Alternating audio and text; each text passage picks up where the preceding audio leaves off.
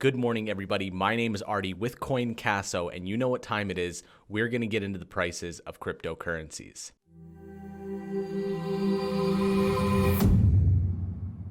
So you haven't gotten an update from me since Friday, and over the weekend we saw a huge slump in cryptocurrencies, especially in Bitcoin. But as of today, the market seems to be going straight back up. So let's get into the price of Bitcoin. Bitcoin's price is currently at $6,184.25. This is down 0.2% in the last 24 hours. Ethereum also down 0.2% at $129.69. Dash is down 3% at $63.17. And Litecoin only down 0.4% at $38.15. Now, let's look at the 7-day chart of Bitcoin. You can see here where I left you off on Friday at about $6,600 to $6,800 per Bitcoin. Then on Saturday, we saw a huge tank from $6,600 down all the way to $6,119. You can see it went up a little bit again because it was getting close to that resistance point, fell back down to almost $6,000 even, and then over Sunday it kept coursing downwards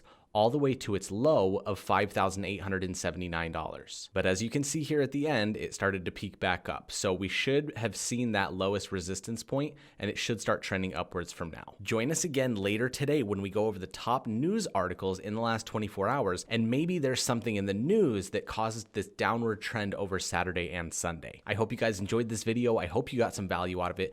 Please don't forget to like the Facebook page, subscribe to the YouTube channel, and we will see you later today.